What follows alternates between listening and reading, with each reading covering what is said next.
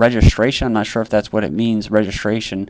Basically, when you register your car or whatnot, you're actually transferring ownership of that property over to the state. So that's why you have to have insurance, because you're paying for the state's property to be insured. That's how they can force you to get insurance, which is a complete fraud. So moving on here, police privatization. Dozens of firms register interest in $1.5 billion contract. It says here that these forces invited bids for services including investigating crimes and detaining suspects. Delegates from up to 64 private security companies were attending a bidders conference on Tuesday for a contract to run a wide ranging of police services in the West Midlands and Surrey area. The conference is being held as G4S starts a trial in Lincolnshire of its Street to Suite program under the private security company, in which the private security company picks up suspects arrested by officers on the street.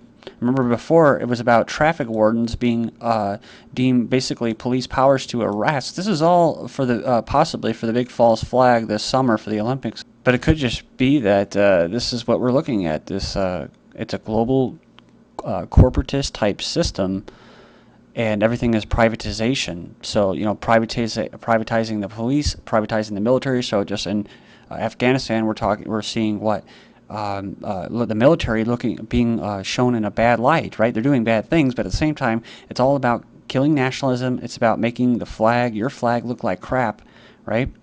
And then what? And then you're going to have private contractors in Afghanistan, and they're going to say, oh, see, we pulled out of Afghanistan like in Iraq, while they still have these private mercenaries there. Police in the UK are linked to blacklists of construction workers, says police or security services, says here, supplied information to a blacklist funded by the country's major construction firms that kept households of people out of work over the past 3 decades. And it goes on here, and it says that some of the 3,200 victims were deemed left-wing or troublesome. So there you go. That's what you get with the police anyway. But who was protesting the privatization of the police force? The police union, saying that what? Oh, it's a dangerous experiment with local safety. So the police sold these people out. And it's not just a left wing. One of these individuals was a 46-year-old engineer who had a 36-page file against his name and was victimized repeatedly for highlighting safety hazards on sites, including the presence of asbestos. So a Northport man videotaped arrest, then got arrested. It says here, it said, although the 57-year-old computer technician assumed he had a legal right to document the incident, he was arrested, handcuffed, and taken away for a night in jail. So it doesn't really matter whether it's legal or not, right? It doesn't really matter whether the crappy courts pass a law saying they can wiretap your phones. They do it anyways. They've been doing it. So, it doesn't matter if they pass a National Defense Authorization Act that says that the military or the police can hold you as a terrorist suspect indefinitely without trial, because they're going to do it anyways. It's just there to appease you. It's a big game, right?